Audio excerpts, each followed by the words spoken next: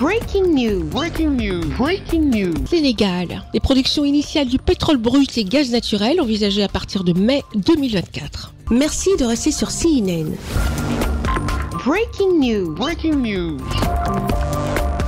Il est un peu plus de 10 heures quand l'hélicoptère transportant à son bord M. Antoine Félix Abdoulaye Diome, ministre du pétrole et des énergies du Sénégal, et sa délégation a atterri sur le FPSO Léopold Sédar Senghor. L'unité flottante de production, de stockage et de déchargement du gaz naturel liquéfié du projet GTA est arrivée sur le champ pétrolier de Sangomar le 10 février dernier. Pour ce qui est du projet pétrolier Sangomar, il affiche un niveau d'avancement de l'ordre de 95%. Le FPSO Léopold Sédar Senghor ayant été livré en février dernier, les parties prenantes prévoient la production initiale du site entre mai et juillet 2024. La visite du ministre du pétrole et des énergies du Sénégal, M. Antoine Félix Abdoulaye Diome, sur le FPSO Léopold Sédar Senghor, a commencé par la présentation du site des opérations, ensuite visite guidée des différentes installations unités flottantes de production, de stockage et de déchargement du gaz naturel liquéfié. Après une visite guidée, nous avons pu nous rendre compte sur site de l'avancée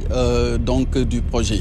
Et en ayant fait le point, on s'est rendu compte que le taux de réalisation global est de 95% pour un premier baril attendu entre le mois de mai et le mois de juillet 2024. Et j'ai insisté au nom de son Excellence Monsieur le Président de la République Macky Sall parce qu'il y tient. Il tient à ce que le First Oil soit livré conformément au calendrier qui a été retenu et les ingénieurs qui sont sur site s'attellent à l'atteinte de cet objectif. Et ils ont tenu des propos très rassurants parce qu'ils ont effectivement expliqué que le chantier se passe, l'exécution du chantier s'effectue normalement. L'État du Sénégal et la filiale Woodside Energy, opérateur du projet Sangomar, ont franchi une nouvelle étape dans l'exploitation du pétrole. Notre bassin sédimentaire est encore sous-exploré. Sur un ensemble de 32 blocs répartis sur le territoire terrestre et le territoire maritime, 21 blocs sont encore libres. Pour les blocs qui font l'objet d'attribution et pour ceux sur lesquels des découvertes ont été déjà réalisées, il y a beaucoup de choses encore à apprendre et à découvrir au fur et à mesure que l'exploitation se fera. Un peu plus d'une vingtaine de Sénégalais travaillent actuellement sur la plateforme, l'une des composantes du FPSO Léopold Sédar Senghor, et l'unité de comptage. Elle permet de bien préserver les intérêts du Sénégal. Quand on sort le pétrole, il faut savoir qu'est-ce qui est sorti, qu'est-ce qui est traité et qu'est-ce qui est commercialisé.